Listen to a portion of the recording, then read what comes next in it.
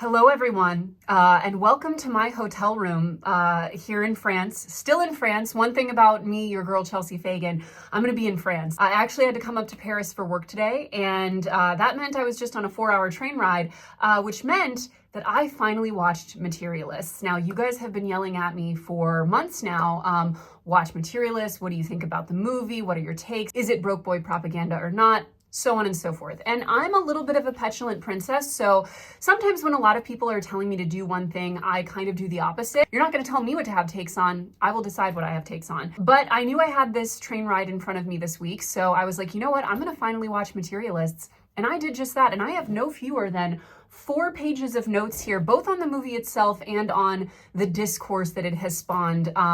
And I somewhat, not spoiler alert, somewhat disagree and agree with the broke boy propaganda allegations, but I do think there's a lot to unpack there. If I'm looking down, it's because I'm looking at, again, my very copious notes, many of which have really nothing to do with money or just kind of observations on the movie. But let's get into my hot takes on Materialists and just kind of what it says about our cultural moment. Before we get into that, though, as you guys probably know, we are a totally independently funded media company, just a couple gals in a room trying to educate people financially and make the world a better place politically, which is not always the easiest square to circle or circle to square. So we have a few key partners that we work with who are amazing, who let me do my political rants, who let us post whatever we want really, and who support our mission. And they're also products that we use and love. Monarch, the budgeting app, I literally just checked it 30 minutes ago. I check it multiple times a day. It's a really good app. I was addicted to Mint and then it went away, and Monarch is truly its successor. Advisor, they're an amazing financial advisor service if you're looking for one. They're really wonderful people. We work with them really closely. They're also flat fee, which is nice and transparent and, means that they work for you and not for commissions, which is great. And then also Betterment, if you are thinking about getting started with investing, which is something I do every day and highly recommend. Betterment is a really easy to use, really nice platform that makes the process of investing totally demystified. Those are our 3 major buddies who, again, allow us to talk about whatever we want, however we want, and kind of support our work. So yeah, highly encourage you to use them. All of our links are down below. Mwah, we love you. But anyway, let's get into the Materialists. So I want to start first and foremost with my thoughts on Materialists as a movie. Now, one thing about Celine Song, she's going to make a watchable movie, right? Like, the colors are muted, the voices are hushed, there's a lot of beautiful lighting. You feel like you're in like a Crate and Barrel or something. Like, everything is just really, really aesthetically, not just pleasing, but sort of anesthetizing. Like, someone once referred to, I want to say, David Fincher movies as being like, I think they called it like a dystopian thriller that takes place in a Starbucks. This is sort of like the romance version of that, I feel like, is her aesthetic. And I'm sad. I love it. I loved Past Lives. I love this. As a film, I actually really liked Materialists, and I feel like the writing and the storytelling and the stakes were at like a way higher level than a huge amount of the romantic comedy, dramedy content that we as ladies are getting served on a regular basis. One of my like underlined notes was like, we need more smart romantic movies. Although I don't think it dealt with money in the best possible way or the most realistic, at least it was dealing with money in a kind of real way, which is more than you can say for the vast majority of this genre of film. I like to say that most romance takes place in the realm of economic magical realism, and this felt a little less like that, although not without its flaws, and we'll kind of get into that. Okay, going through my notes. Okay, so another thing that I want to say about the movie, although I was again overall a fan of the film watching experience, was really vibing out on my train watching it. One thing we're somehow never able to get away from in movies in general, but especially when it comes to romantic pairings, is the rampant ageism in Hollywood. This isn't the worst or most extreme example, but Dakota Johnson's 35, Chris Evans is 44 playing 35, which I think, or 37, which I think kind of at points stretches the imagination. Although I will say his facial and hair work have been top notch. Drop the doctor in the chat. Anyway, she's 35, he's 44, and Pedro Pascal is 50 years old. And I know everyone loves Pedro Pascal. He's not really my type, but I get it. I see it. I have eyes. But I am still like, this man is 15 years older than her and we're acting like they're peers. Now, the movie does to some extent address this ageism dynamic, but it's still, when we're talking about casting, like the fact that Chris Evans is 10 years her senior playing her peer, like the ageism in Hollywood as it pertains to men versus women as romantic leads or foils is like, we're just never breaking free of the prison. This is not a Shawshank Redemption story. We are not digging our way out of that prison. We're just stuck there. I want to also say that now Dakota Johnson, now that is my emotional support Nepo baby. Does she always kind of play the same character with the same delivery? Yes. Did I think that she really had chemistry with either of those romantic leads? Not particularly, but I do love her. It's her and Margaret Qualley. Those are two of my, like I said, emotional support Nepo babies. Unfortunately, my politics go out the door when those Dakota Johnson bangs pop on my screen. But I did really enjoy her performance. I think although the writing of it at points was giving me cool girl monologue from Gone Girl in a major way. The fact that, and this is like a total side note, this is going to be really like, my notes are so chaotic and so long, this is going to be kind of disjointed, but side note with regards to her character, like the fact that she only drinks Coke and beer is like, very, okay, we get it, you're not like other girls. And how many movies do I have to watch where a woman who's a size 00 is constantly necking Budweiser? Like, please, come on. I can suspend disbelief for a lot of things, but not for that. Overall, though, like I said, aesthetics were great. The writing was very nice. I think it took its viewer more seriously and as more of an adult than a lot of these movies tend to. So overall, I was sat. I'm always gonna be sat for a Celine Song film. But we got to get into the money of it all, right? Because that's why we're here. That's who I am. That's what I talk about. And everyone who sent it to me with the interest of sort of dissecting its financial storyline. So let's start with the positive, which is that I think that the movie takes seriously the very calculated dynamics of how money plays into dating and partnership, especially in these upper echelons of society. I'm not close friends with, but I am, friendly acquaintances with a matchmaker who operates at this level, who, by the way, did tell me that Dakota Johnson's character would probably be making at least $150,000, if not more, based on her, success rate and city and all of that. But we'll get into that in a second. But suffice to say, I think the fact that there was such a candor around how black and white a lot of people's financial expectations for their partner and for themselves was, I think is very realistic. Not always pleasant to listen to, but realistic. Similarly, the fact that they were like, I want a man over this height. I don't want a woman who's over this size. Like, I am dating this race. Like, all of that stuff is, very much, I think, true to life, especially the men who are, way closer to 50 than 40 and exclusively dating 20-somethings. Like, there are entire neighborhoods in New York where you can't even walk without seeing 15 of those couples in 3 city blocks. So I thought that was all really well done. And I think that, as a girl who grew up poor, like Dakota Johnson's character, I totally understand the sort of desire to prioritize financial security over many other criteria. That is something that I felt. Now, when I met my husband,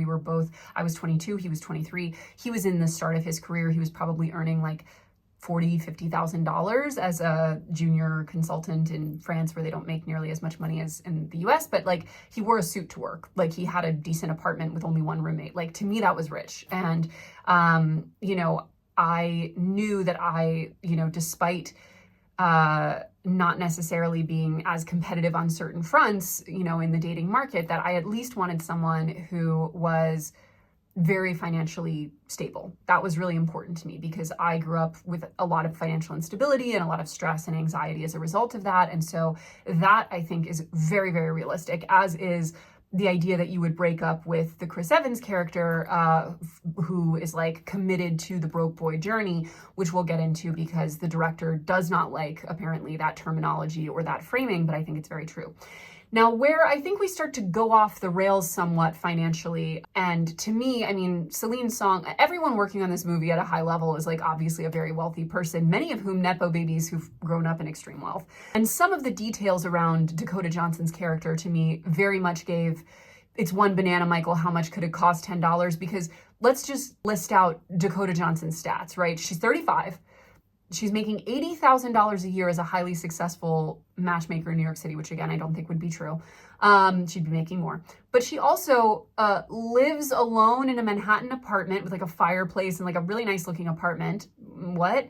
And then on top of that, doesn't have a passport. Not clear whether she never had one or just got rid of one, lost it and never replaced it. I don't know, but doesn't have a passport, which really doesn't track. And yet has multiple cosmetic surgeries. I think that there's just like, the math is vague to say the least, and it's clear from her character that she's lived in New York for most of her adult life. So it's not as if she was like, when she was in her like, you know, surgery getting heyday, she was living in, you know, fucking Scranton, Pennsylvania or somewhere with a really low cost of living.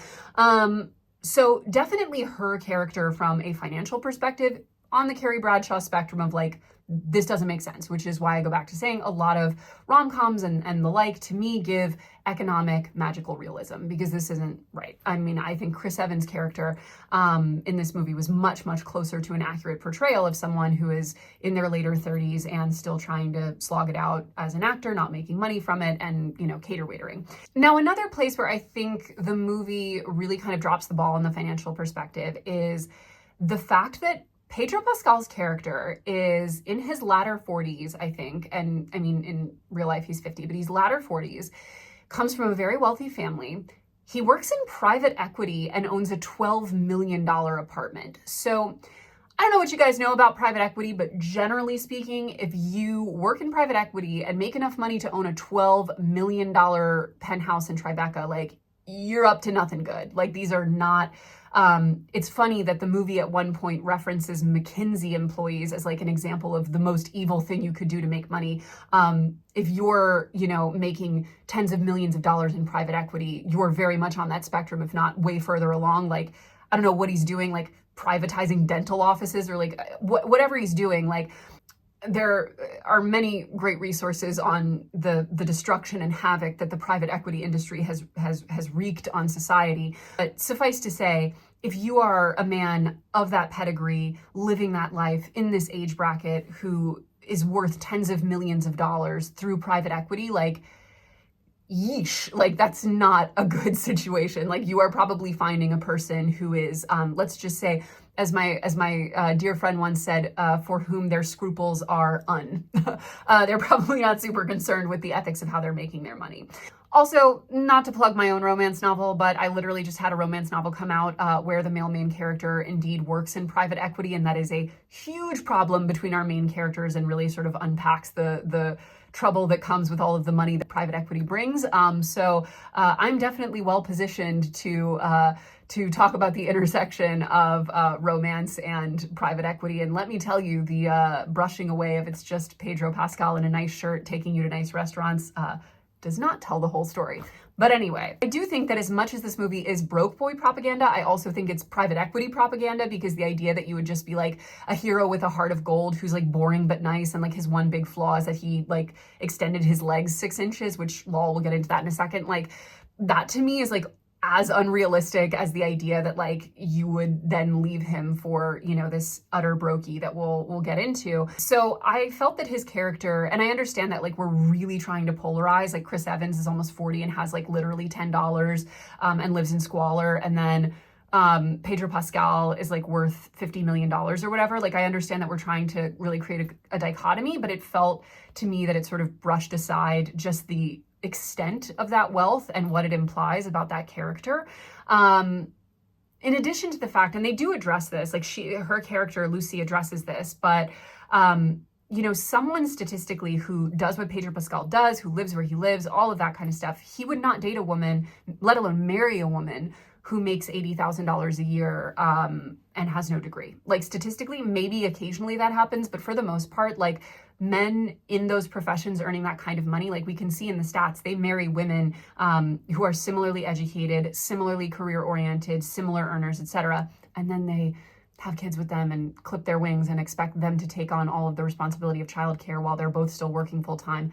That's sort of the genesis of things like fair play. We've obviously covered that extensively at TFD, but like, the Pedro Pascal character would not be with the Dakota Johnson character, that's clear. And again, the movie does address that. I just don't think it necessarily accounts for it. And I don't think that like his prior insecurity of being 5'6", would necessarily explain that away.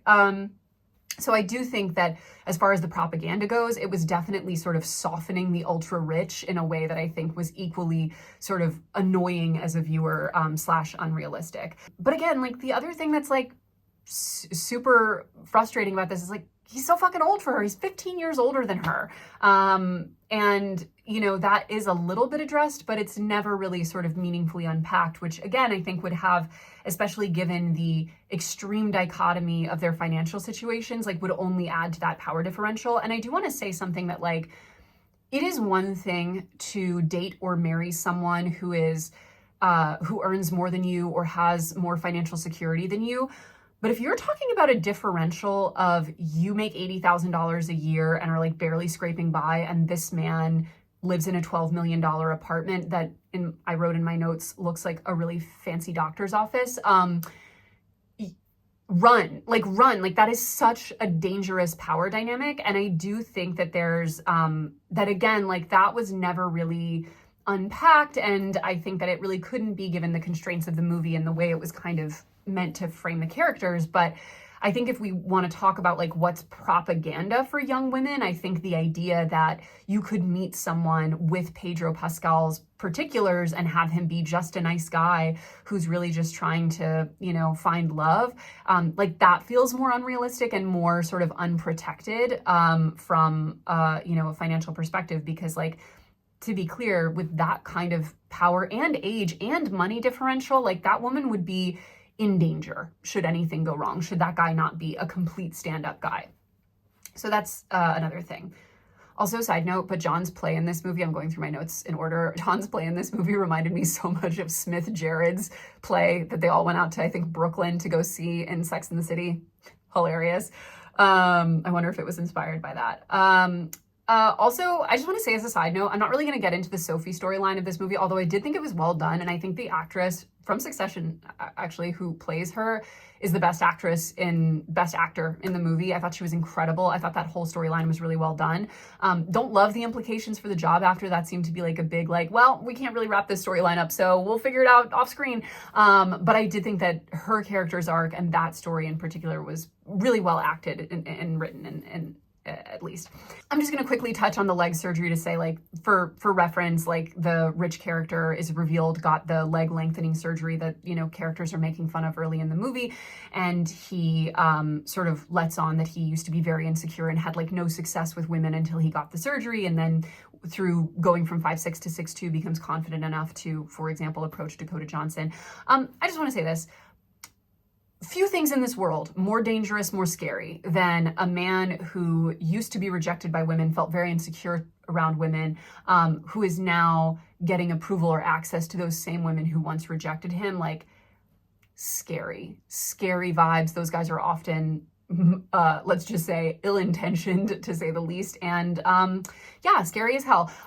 So again, that felt like a pretty ominous power differential slash emotional mental dynamic between the two of them that, again, wasn't really unpacked or addressed, I think, because ultimately this character is a foil to Chris Evans. Now, we must get into the Chris Evans character and sort of the broke boy propaganda of it all. So the sort of response from a lot of viewers of this movie has been that it is broke boy propaganda because, spoiler alert, she walks away from the engagement ring from this man who is worth tens of millions of dollars and wants to spoil her and show her the world to get back with this man who she originally broke up with for being really irresponsible with money and broke and whatever. And then 10 years later or whatever, seems like he's pretty much still in that position and hasn't made any meaningful strides, and gets back with him. And they're happily ever after, basically. Like, the movie is essentially, even though their characters seem a little bummed out about it at the end, because nothing's really changed or improved, the music is happy and I think is trying to encourage us to feel like this is a happily ever after. But so the response from a lot of viewers has been, this is broke boy propaganda. Why is it being shoved down our throats? Blah, blah, blah, blah. I will also say this is in the long tradition of broke boy propaganda with films like The Notebook, Titanic, Aladdin, etc. Like, this is very common. Also, like, side note, but like with their whole little like montage with the wedding and everything, I feel like so much of Hollywood is like, once you are above a certain tax bracket, like, you are no longer whimsical. Like, poor people down here, like, they're like, you know, cutely stealing things and running around and breaking into places and like having little adventures and being being a bit squirrely in a whimsical, fun way. And then if you're wealthy, your whole life just looks like, you know, a CB2 advertisement, and you just sit there and like sip your little espresso and make boring conversation. But I say that to say she gets back with him. Now, do I think she had better chemistry with that character and seemed more connected to him? Yeah, but again, I don't think she particularly seemed that connected to either of them. I also think we probably could have done with a few more scenes of them before to really establish why they were so connected and in love in the first place, but whatever. Now, to me, the allegations of this being broke boy propaganda really demonstrate a hard, you know, cleave between millennial women, of which Celine Song, who wrote and directed this movie, is a part. She's exactly my age. We're both 36. Dakota Johnson's 35. And then a lot of the people talking online, creators talking about this, people talking on social media, etc., are younger. They're Gen Z. And one thing that we've covered on TFD and that I think is like really worth noting is that like a lot of women, even just in this sort of like micro differential, you know, born before and after maybe 95, like they really have a much more skeptical, negative, I think even outright hostile view toward sort of the girl boss motif and this sort of push toward, you know, hyper independence for women and don't marry for love, marry for, you know, or don't marry for finances, marry for love, and all of these things that I think were really kind of shoved down women's throats for a long time in my generation. That, you know, we should look to ourselves for our own security and men for kind of emotional fulfillment. And I think the response from a lot of younger women is like, hey, actually, you get neither from any of these men, so you might as well take the one with money.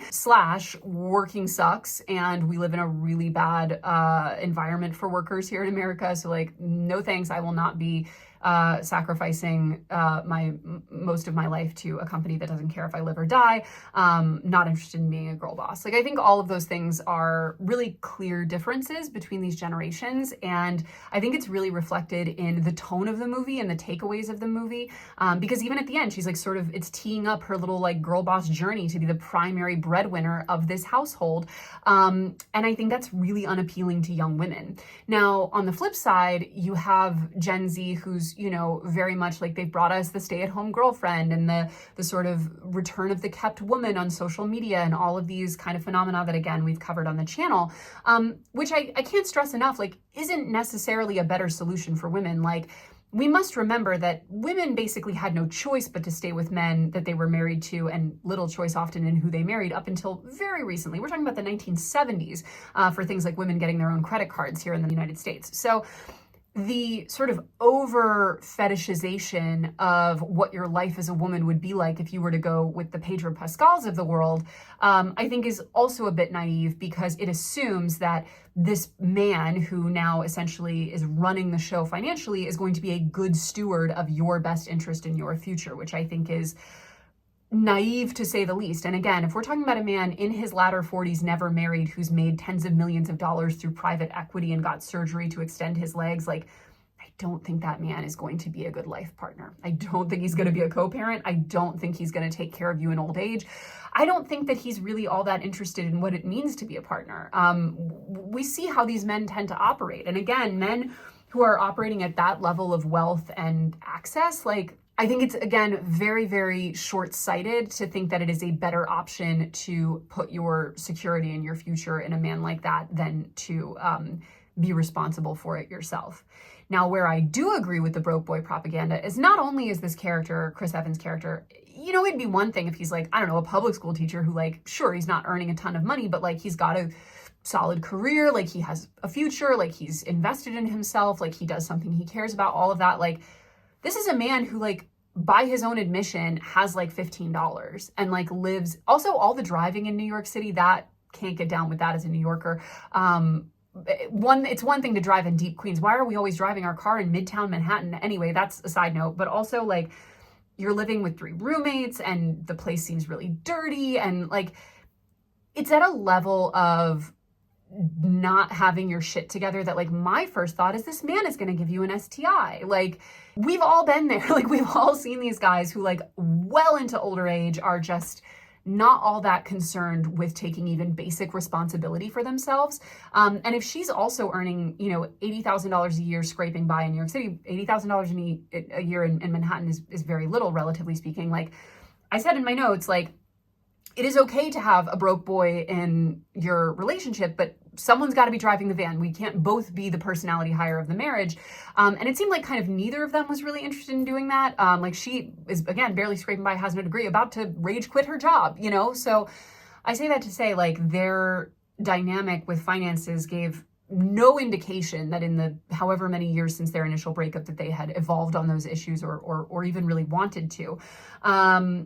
And so I think that the idea of sort of her, like, I don't think it's a bad thing that she walked away from the first relationship, but that she immediately walked into the second one.